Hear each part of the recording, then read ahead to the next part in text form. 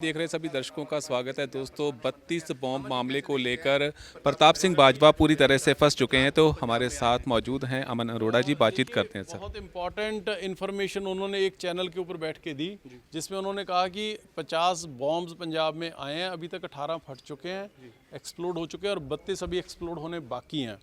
तो अगर बाजवा साहब के पास इन 50 बॉम्ब्स की 32 बॉम्ब्स की इंफॉर्मेशन है तो उनको ये भी पता होएगा कि ये 32 बॉम्ब कहाँ पड़े हैं, कहाँ छुपाए गए हैं।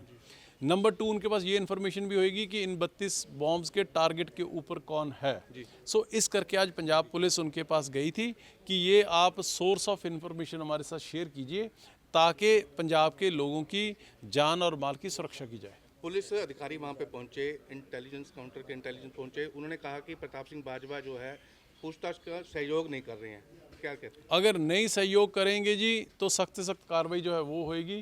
प्रताप सिंह बाजवा ऐसा बयान दें जिससे 3 करोड़ लोगों की जान खतरे में होए और पंजाब पुलिस को जो भी हीला वसीला बरतना पड़ेगा हम बरतेंगे, लेकिन ये इन्फॉर्मेशन निकलवाएंगे। तो पुलिस दे रहे हैं कि उनका परिवार है जो वो भी बुरे दौर से गुजरा है, अटैक हुए हैं, इन चीज़ों को लेकर सारा पंजाब जो है वो बुरे दौर से गुजरा है जी।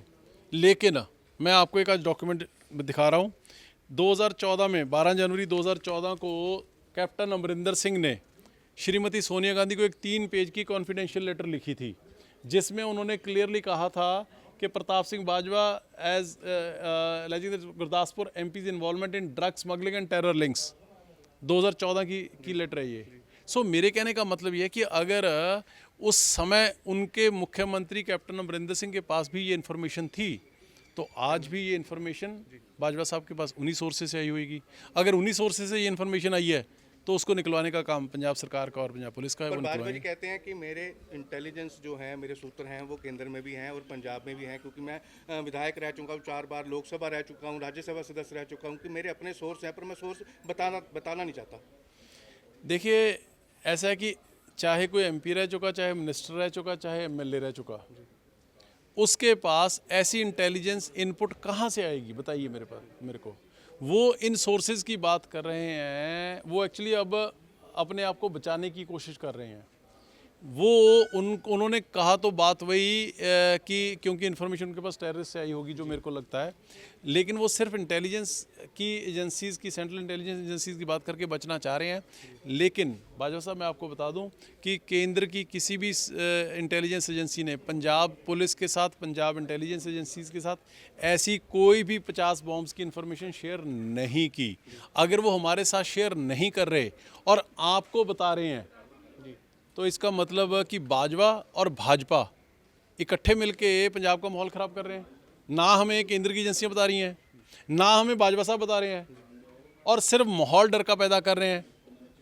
सो इस करके ये ऐसा एक सेंसिटिव इन्फॉर्मेशन जो है वो पंजाब के 3 करोड़ लोगों से संबंधित है। हम उसके लिए जो भी कार्रवाई करनी पड़ेगी करेंगे और इन्फॉर्मेशन ये निकलवाएंगे। 18 बम फटने के बाद ही प्रताप बाजवा ने टीवी चैनल को ऐसा इंटरव्यू क्यों किया? क्यों देखते हैं कि ऐसा बयान उन्होंने जारी किया? नहीं, ये तो वही बता सकते हैं जी। मैं तो कहता हूँ कि 18 बॉम्ब फटने से पहले अगर उन्होंने ये इन्फॉर्मेशन मीडिया को भी क्यों दी, मैं तो ये पूछता हूँ कि अगर वो इतने पंजाब के सुहृद हैं, पंजाब के पंजाबी हैं, पंजाब को प्यार करते हैं, तो जब आए थे और उनको इन्फॉर्मेशन थी तो तभी इनको पंजाब पुलिस के साथ इन्फॉर्मेशन शेयर कर ली। तो पंजाब सरकार को सुचेत करना चाहता था, उनकी आंखें खोलना चाहता था। इससे आंखें कैसे खुली जी? बताइए, आंखें कैसे खुली? हम तो कह रहे हैं कि अगर आंखें खोलने लगे हो भैया तो ढंग से खोल लो। वो बॉम्ब 32 बॉम्ब कहाँ पड़े हैं वो भी बता दो, और उनके टारगेट पे कौन कौन है वो भी बता दो, तो अच्छी तरह ही आंखें खोल लो। तो अपने सोर्स ऑफ इंफॉर्मेशन जो नहीं बताना चाहते प्रताप सिंह बाजवा, अगर वो नहीं बताते आगे की पंजाब सरकार, पंजाब पुलिस, बड़ा कानून में बड़ा क्लियर लिखा हुआ है कि जो भी व्यक्ति कोई ऐसी इन्फॉर्मेशन जो कि पंजाब सरकार को, पुलिस को लॉ एंड ऑर्डर मेंटेन करने के लिए चाहिए होती है, वो उसको प्रोवाइड नहीं करता, सहयोग नहीं करता, उसमें क्लियरली डिफाइंड है कि क्या क्या कार्रवाई हो सकती है।